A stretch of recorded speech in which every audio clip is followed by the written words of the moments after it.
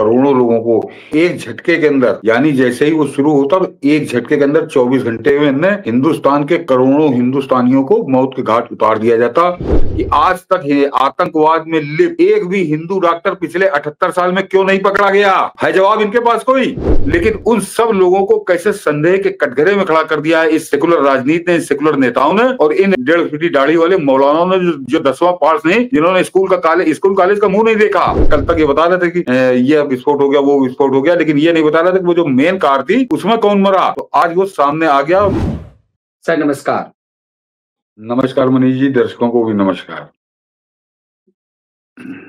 Sir हम आम भाषा में तो यही कहते हैं कि डॉक्टर धरती पर भगवान होते हैं और डॉक्टरों के प्रति समाज में इसीलिए सम्मान होता है कि वो जिंदगी बचाते हैं, लेकिन ये जिंदगी तबाह करने वाले डॉक्टर्स, मतलब ये मूर्ख हों, अनपढ़ हो तो पत्थरबाज बनेंगे, इंजीनियर बन गए तो बम बनाएंगे, डॉक्टर बन गए तो कि दवाओं से इलाज के बदले मौत के घाट उतारेंगे, प्रोफेसर बन गए तो प्रवोक करेंगे दिल्ली दंगा करने के लिए।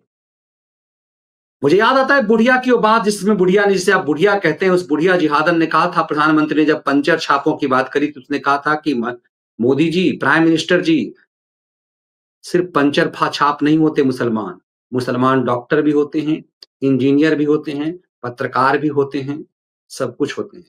इन सब ने दिखा दिया कि पंचर छाप ही अच्छे होते हैं, ये 500 रुपए लेकर पत्थरबाज अच्छे होते हैं, ये डॉक्टर, इंजीनियर और प्रोफेसर अच्छे नहीं होते। आप कह रहे हैं कि ऐसा जो इनकी साजिश थी वो करोड़ों लोगों को मौत के घाट उतारने की। मनीष जी, दर्शकों से कहूंगा कि अब सुनिएगा, मैं बताऊंगा आपको कि मैं क्यों कह रहा हूं करोड़ों लोगों को एक झटके के अंदर, यानी जैसे ही वो शुरू होता तो एक झटके के अंदर 24 घंटे में हिंदुस्तान के करोड़ों हिंदुस्तानियों को मौत के घाट उतार दिया जाता और पता भी न चल पाता। बहुत पता नहीं कब पता चलता, क्या जांच होती, मगर वो उस पे आऊंगा अभी बाद में। पहले आता हूं डॉक्टर पे। मनीष जी, 7 या 8 डॉक्टर पकड़े गए हैं इस बंबई दिल्ली वाले ब्लास्ट के चक्कर में। ये पूरा जो नेटवर्क है, इनको अलग अलग करके तो आप देख ही नहीं सकते। ये लोग जो हैं, ये सब एक दूसरे से जुड़े हुए हैं। जो 3-4 दिन पहले गुजरात एटीएस ने गिरफ्तारियां शुरू की थी, उसकी अंतिम परिणति ये दिल्ली का बम ब्लास्ट है।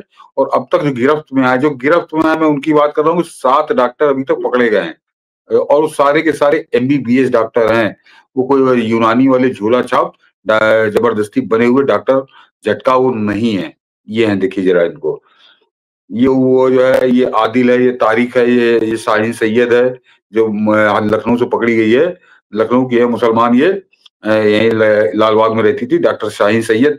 इसका छोटा भाई परवेज अंसारी भी पकड़ा गया है, वो भी डॉक्टर है और वो पिछले कई महीनों से गायब था, यानी वो भी इसी साजिश में जुटा हुआ था। उसके घर में छापा मारा पुलिस ने, उसके यहाँ से उसका लैपटॉप, मोबाइल वगैरह सब बरामद किए हैं और उसके बाद सबूत मिले तो उसको भी उठा कर ले गई है पुलिस। तो अब वो एक समझिए 8वां आदमी जुड़ा है। ये जो नीचे चश्मे वाला है, इसका नाम है डॉक्टर मोइनुद्दीन सैयद, ये वो है। और जो इधर आप देख रहे हैं, ये डॉक्टर आदिल। ये आदिल दर्शकों को बता दूं, बहुत दर्शकों को पता चल चुका होगा, ये आदिल जो है, ये 4 लाख रुपए महीने पे नौकरी कर रहा था एक नर्सिंग होम में सहारनपुर के। और इसके घर से सैकड़ों किलो विस्फोटक बरामद हुआ है, जो इसने तैयारी की थी दहला देने की हिंदुस्तान को। तो ये 8 डॉक्टर जो हैं, ये 8 डॉक्टर मिलकर आतंक का रिसर्च कर रहे थे। आतंक के ऊपर कैसी रिसर्च कर रहे थे, ये आप अपने आप समझ सकते हैं। लेकिन इस घटना ने, मनीष जी, अभी हम लोग अपने उस मुद्दे पे तो आते हैं कि करोड़ों लोग कैसे मर जाते हैं। ये लफाजी मनीष ठाकुर शो में नहीं होती। ये जो कारण बताने जा रहा हूँ, उसके बाद आप सहमत हो जाएंगे हर आदमी, और सुनेंगे तो थर्रा जाएंगे कि क्या होने जा रहा था। और हमारी जांच एजेंसियों ने, जिसको मैं कल भी कह रहा था और आज और मजबूती के साथ कह रहा हूं, कि हमारी एजेंसियों के हम लोग कर्जदार हैं, कर्जदार। जो सुरक्षा और जांच एजेंसियां हैं, अन्यथा 24 घंटे के अंदर करोड़ों हिंदुस्तानियों की लाशें हो गई थी। हम लोग कोरोना को रोकते हैं, जैसे पूरे कोरोना सीजन में 5 लाख लोग मरे थे। यहाँ एक झटके में 5-10 करोड़ आदमी मौत के घाट उतारने की तैयारी इन 8-10 डॉक्टर, या अभी जो पकड़ में नहीं आए उनकी भी बात कर रहा हूँ, वो भी पकड़ में आएंगे। जरा जांच आगे बढ़ने दीजिए। ये लोग क्या कर रहे थे? तो ये जो 8 डॉक्टर थे, मनीष जी, मैंने बात कहाँ से शुरू की थी, इधर आ गया डॉक्टरों पे। हाँ, तो ये जो 8 डॉक्टर हैं, ये क्या कर रहे थे, इस पर तो हम लोग अभी आते हैं। लेकिन जरा एक बहुत बड़ा सवाल आज जो है हवा में उछाल दिया है, और वो पूरे हिंदुस्तान में कश्मीर से कन्याकुमारी तक लोगों के मन में उछल रहा है कि जरा गौर करिए। पहले एक सवाल पूछता हूं दर्शकों से, दर्शक जवाब दें और जो लोग देखें इसको सब जवाब दें, कि हिंदुस्तान में 140 करोड़ हिंदुस्तानी रहते हैं, और ये मुसलमान तो यहाँ 20% है, 20% भी 17% है, कोई 20% कहता है। और इसके अलावा जो 80% है वो सब तो हिंदू डॉक्टर है ना, वो तो हिंदू डॉक्टर है। ये तो पढ़ने लिखने का इनका कोई लेना देना नहीं, तो परसेंटेज तो इनका जब पढ़े लिखे में आ जाए तो और कम होगा। लेकिन यानी करीब करीब 85-90% डॉक्टर जो हिंदुस्तान के अंदर काम कर रहा है वो हिंदुस्तानी डॉक्टर है, हिंदू डॉक्टर है। हिंदू है या सिख है या ईसाई है, ना ये सिखों के बराबर इनके यहाँ पढ़ाई लिखाई कोई स्टेटस है, ना इनके यहाँ ईसाइयों के बराबर कोई है। ये सबसे पिछड़े गिरदे जो गलीज टाइप के जीवन ही जीते हैं। उनमें उनमें से जो 8 डॉक्टर निकले तो 8 आतंकवादी। मेरा सवाल है, और जितने बड़े बड़े 1.5 फीटी मौलाना जो आज रो रहे हैं, आज कैसे इनका बचाव कर रहे हैं उस पर भी हम लोग आएंगे, कि जो इनका बचाव कर रहे हैं उनसे मेरा एक ही सवाल है, और दर्शकों से कहूंगा आपका सामना हो जाए, आप भी उनसे एक ही सवाल पूछिएगा कि आज तक आतंकवाद में लिप्त एक भी हिंदू डॉक्टर पिछले 78 साल में क्यों नहीं पकड़ा गया?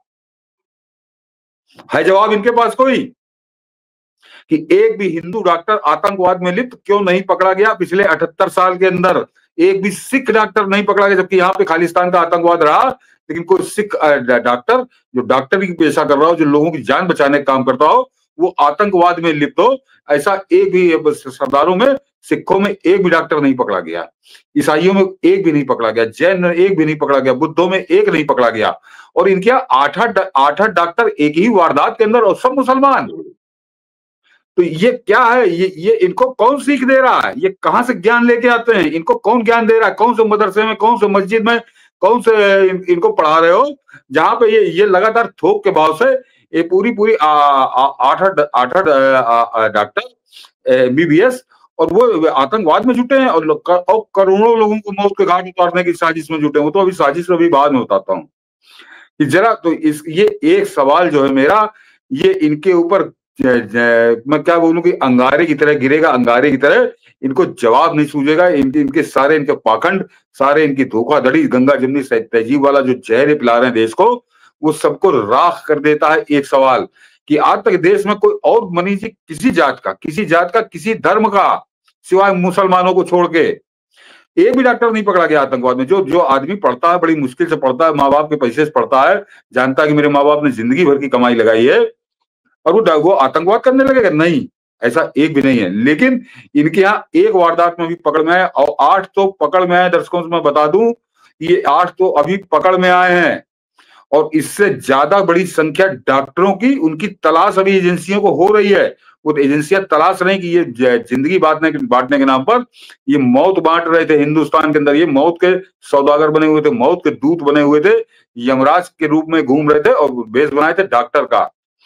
तो मेरा दूसरा सवाल है मनीष, कि अब जरा दर्शक सोचें, और अपने यार मित्र, हित मित्र, परिचित जो आपके हों, अगर उनका भला चाहते हो, उनका सुरक्षित भविष्य चाहते हो, तो पहले उनको संदेश बड़ा स्पष्ट दो कि अगर डॉक्टर मुसलमान है तो उसका इलाज कराएं, उससे बात करें, उससे कंसल्टेशन करें, उसकी बताई दवा हम लें, उसकी दी हुई दवा हम लें या ना लें। ये स्थिति आज दिल्ली विस्फोट के बाद बहुत चीख चीख कर हमसे, आपसे, सबसे पूछ रही है कि अगर आप अपनी सुरक्षित जिंदगी चाहते हो तो आपको क्या करना चाहिए। ये सब हालात आने के बाद इसका जवाब मैं नहीं दूंगा, इसका जवाब आप स्वयं दीजिए, और लिख के दीजिए, चाहे जैसे दीजिए, लेकिन ये जो आपका जवाब हो उसके बाद आप अपने यार मित्र सबको परिचित कराइए, अन्यथा बहुत अंधकार में भविष्य, बहुत घातक भविष्य, बहुत जहरीले भविष्य की तरफ हम आप सब, पूरा समाज बढ़ेगा, पूरा देश उस तरफ बढ़ जाएगा। क्योंकि एक संख्या लोगों को, बहुत लोगों को नहीं मालूम हो कि आज मेरे बड़े प्रबुद्ध दर्शक हैं, मैं बड़े भाई की तरह कहूंगा उनको, उन्होंने मुझको फिगर लिख के भेजी है मनीष जी। तो आप जरा उस फिगर के बाद आप सोचिए कि आप कैसे मौत का सामना कर रहे हैं, मौत से कंधे से कंधा मिला के चल रहे हैं। कि इस देश के अंदर, हिंदुस्तान के अंदर 1,04,000 रजिस्टर्ड मेडिकल डॉक्टर हैं। जो मुसलमान हैं 1,04,000 कहीं कहीं क्लिनिक खोल के बैठे हैं, कहीं सरकारी अस्पताल में बैठे, कहीं कहीं बैठे हैं, कहीं कहीं बैठे हैं, 1,04,000, और जब ये थोक के भाव से 8 पकड़ में आए हैं, तो इसकी गारंटी कौन लेगा कि वो जो 1,04,000 है उनमें कोई आतंकी नहीं है, उनमें कोई देश का दुश्मन नहीं है, उनमें कोई मानवता का दुश्मन नहीं है, ये हिंदुओं को कुछ और दवा के नाम पर कुछ और देने वाला उसमें से नहीं है। इसकी गारंटी कौन लेगा? जो बताया जरा, कोई जो बड़ा सेकुलर देता है, बताया कि इसकी क्या गारंटी कि जैसे ये 8 आतंकवादी नहीं आतंकवादी निकले हैं, ऐसे ही अभी अभी 10-12 को तो ढूंढ रही है एजेंसियां, तो बाकी के जो शेष 1,04,000 मुसलमान है वो आतंकवादी नहीं होंगे। इसकी गारंटी क्या है? और मैं तो बता रहा हूँ, मैं हिंदू की गारंटी ले सकता हूँ, सिख की गारंटी ले सकता हूँ, ईसाई की गारंटी ले सकता हूँ, क्योंकि पिछले 78 साल के इतिहास में, उससे पहले तो छोड़ दिए तो थे ही नहीं, लेकिन 1947 के बाद से 2025 आज तक हिंदुस्तान में एक भी हिंदू डॉक्टर नहीं पकड़ा गया जो आतंकवाद कर रहा हो, एक भी हिंदू डॉक्टर नहीं पकड़ा गया जो ईसाई हो, जो सिख हो या किसी अन्य जात का हो। मुसलमान पकड़े गए हैं, मुसलमान पकड़े गए हैं, और ये अभी ताजा ताजा आपके सामने है। तो ये क्या इंगित कर रहा है कि इनके मन में क्या है, और इनको कौन सा ज्ञान दिया जाता है, कौन सा दिव्य ज्ञान ये लेके आते हैं कि आदमी को मौत के घाट उतार दो। तो सबसे पहले तो आज के जो दिल्ली की घटना है, ये मैं कल भी कहा था, आज फिर एक बार दोहरा दूं, ये क्या है मनीष? ये बड़ा महत्वपूर्ण बात है उन्होंने बोली। बेस्ट, हमारे मंदिरों के पैसे से डॉक्टर बन रहे हैं ये। 42 मुसलमान विद्यार्थी।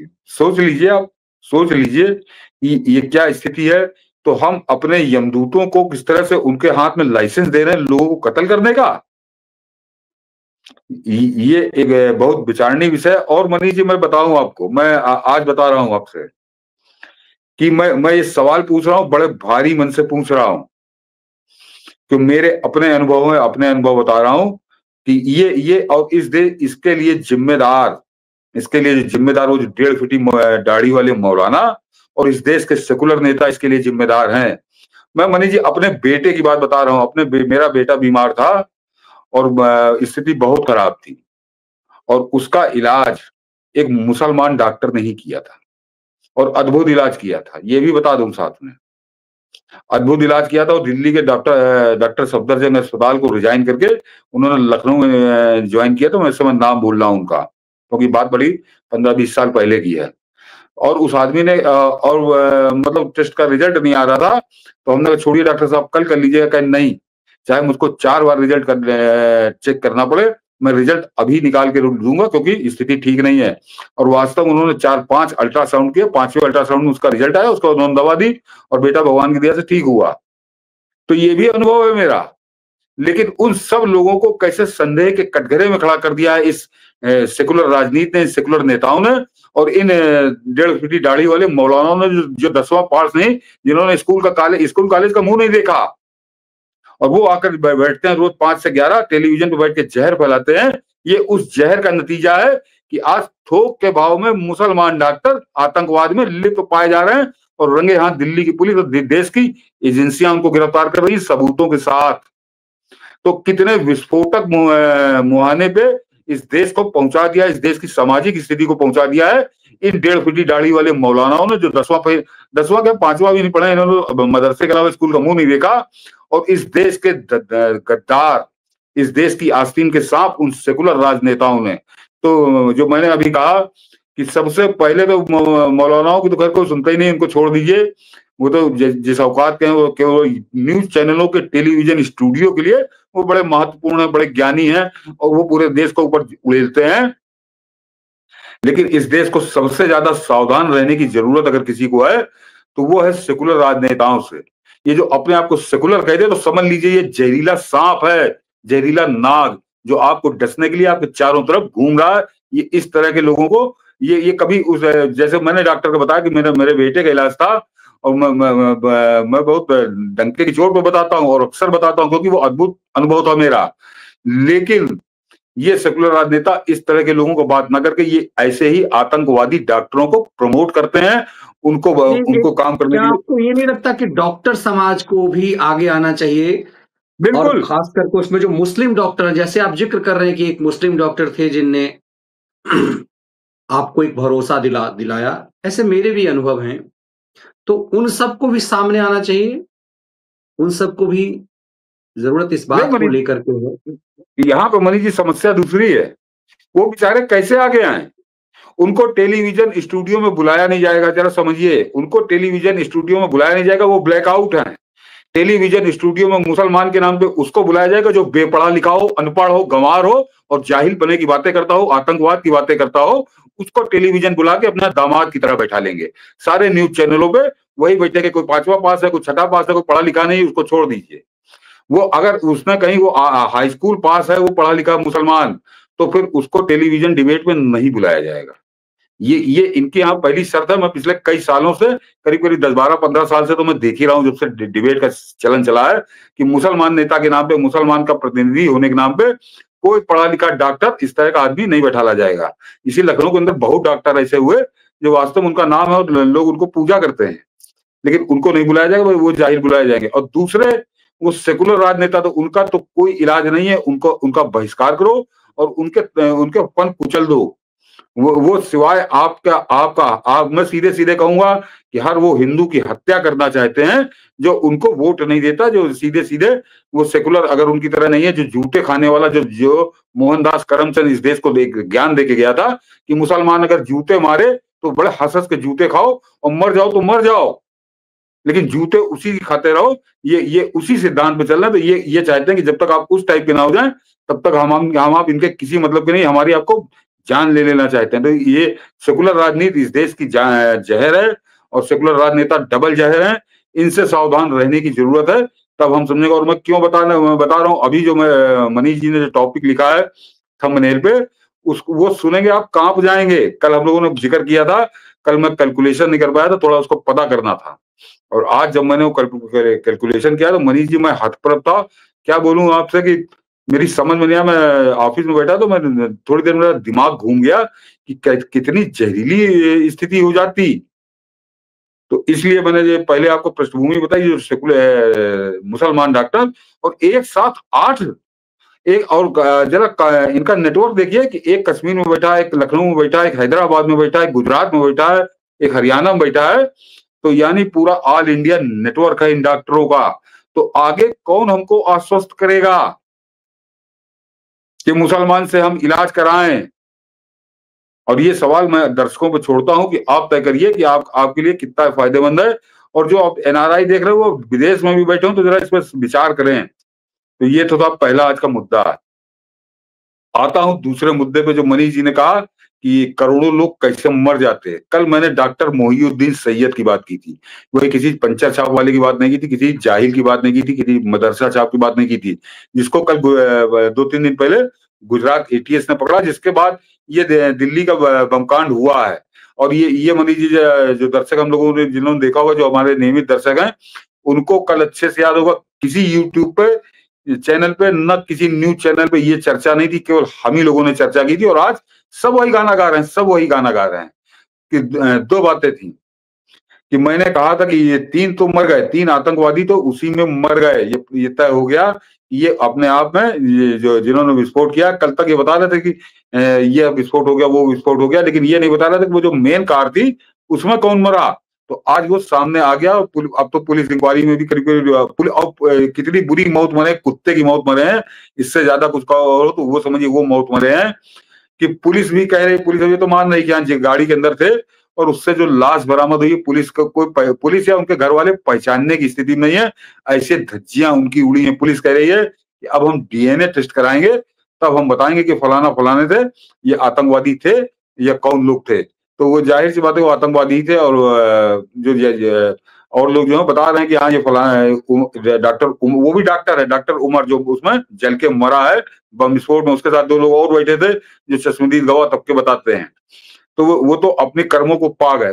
उनको तो ईश्वर ने ऐसा दंड दिया है कि चिथड़े उड़ गए, चिथड़े। और वो जो 72 हूर और जन्नत का देखते हैं, तो वो तो जल के मरे, वो तो काफिर की मौत मरे, वो तो काफिरों की तरह मर गए। तो वो तो उनका वो तो रिजर्वेशन कैंसिल हो गया, जन्नत जन्नत और 72 हूर वाला। क्योंकि जल के मरे तो मतलब उससे बड़ा तो कुछ होता ही नहीं है। तो वो जल के काम खत्म, उनका भस्म हो गए। अब वो उनकी राख से डीएनए होगा तब पता चलेगा कि क्या हुआ था। लेकिन वो 11 जिंदगियां तो ले ही गए, 9 जिंदगियां तो वो ले ही गए। तो ये है। लेकिन अब आता हूँ वो जो 1.5 करोड़ करोड़ों लोग। मनीष जी, कल हम लोगों ने बात की थी डॉक्टर मोहिउद्दीन सैयद के, उसके पास ग्लॉक पिस्टल बरामद हुई, बरेटा पिस्टल बरामद हुई, और उसके पास कुछ कारतूस बरामद हुए। लेकिन उसके पास 10 लीटर कैस्टर ऑयल बरामद हुआ था। और ये बहुत महत्वपूर्ण है कि 10 लीटर कैस्टर ऑयल बरामद हुआ था। उसके बाद जो उसका बयान आया उससे और स्पष्ट हुआ कि वो कैस्टर ऑयल जो है, तो आज मैं दिन भर यही देख रहा था क्या है। तो कैस्टर ऑयल को ये समझिए कि जो कैस्टर ऑयल के कैस्टर का जो बीन होता है, उसके जो बीज होते हैं, अरंडी या तेल उसको कहते हैं, अरंडी के जो बीज होते हैं, तो 3 किलो बीज में 1 लीटर तेल निकलता है। ये समझिए कि 3 किलो अरंडी के बीज हो तो उसमें से 1 लीटर तेल आपका निकल आएगा। और उस डॉक्टर मोहिउद्दीन सैयद आतंकवादी, उसके पास से पुलिस ने 10 लीटर कैस्टर ऑयल बरामद किया था। यानी उसने कम से कम न्यूनतम उसके पास 30 किलो अरंडी के बीज तो थे, जिससे उसने वो तेल निकाला। वो तेल इससे क्यों निकाला, वो ये समझिए कि वो कैस्टर ऑयल जो है उससे कोई जहर नहीं बनता, लोग उसको पीते भी हैं। और कॉन्स्टिपेशन की तो बहुत बेहतरीन दवा है वो। अगर आपको कॉन्स्टिपेशन है, आप 2 चम्मच रात में कैस्टर ऑयल पी लीजिए, तो आप सवेरे आपका पेट साफ हो जाता है। मगर ये उसके बाद 10 लीटर तेल की बरामदगी, ये बता रहा है कि उसके पास कम से कम 30 किलो अरंडी के बीज उसके पास थे, तब उसने निकाला। अब आइए आगे कि मनीष जी, वो जो रिसिन नाम का, अब वो कुछ लोग उसको राइसिन लिख रहे हैं, कुछ लोग उसको रिसिन लिख रहे हैं, क्योंकि टेक्निकल नेम है, केमिकल नेम है। तो मैं आपको स्पेलिंग बताता हूँ, RICIN, ये उस केमिकल नाम है उस जहर का। रिसिन कह लीजिए उसको, अगर आप सामान्य अंग्रेजी में बात करें या जो रोमन इंग्लिश की बात करते हैं, जैसे बोला जाए वैसा लिखा जाए, तो रिसिन नाम का वो जहर बनता है वो अरंडी के बीज से। और वो भी तब बनता है जब उससे तेल निकाल लिया जाए, उसका बचे हुए वो खली जो होती है उससे बनता है। 30 किलो खली थी उसके बाद। और अभी मैं बताऊंगा तो आप चौंक जाएंगे दर्शकों कि हम कितने बड़े संकट से ईश्वर ने बचाया है, और ईश्वर बन के इन जांच एजेंसियों ने हमें बचाया, जो देश की जांच एजेंसियां हैं। और ये सेकुलर नेता उनको गाली दे, उन पर तो अभी आता हूं कि आप उस 30 किलो बीज से वो जहर बना था। और रिसिन जहर जरा कितना घातक होता है इसको समझिए। और आगे जो है वो आप कि मनीष जी, एक माइक्रोग्राम कि 5 माइक्रोग्राम अगर रिसिन जहर है, तो एक आदमी को तत्काल मौत के घाट उतार देने में वो सक्षम है। और ऐसा सक्षम है कि अगर आपने उसको याद रखिएगा, माइक्रोग्राम की बात कर रहा हूं, कि अगर आदमी के शरीर में 5 माइक्रोग्राम रिसिन जहर चला जाए, तो उसको कोई बचा नहीं सकता। दुनिया में ऐसी कोई दवा नहीं बनी कि वो उसके बाद आपको वो खिला के बचाई जा सके। आपको मौत के घाट उतर ही जाना है। तो 5 माइक्रोग्राम। और मालूम है मनीष जी, 1 माइक्रोग्राम, 1 किलो को जो वजन होता है, उसके अंदर कितने माइक्रोग्राम होते हैं? दर्शकों, आप सोचेंगे एक एक किलोग्राम जो है, मनीष जी मैंने डाला है, जरा वो दिखा दीजिए, जो मैं बोल रहा हूँ उसका फिगर भी दिखा दीजिए, कि वो आप देख लें कि वो कोई ऐसे ये अलल चप्पो या हवा में बातें नहीं उड़ाई जा रही। और अब उस पर अभी खैर बोलता हूँ, जरा पहले इसको दिखाइए, फिर बताता हूँ कि 1 किलोग्राम जो है वो 100 करोड़ माइक्रोग्राम के बराबर होता है। सोचिए आप।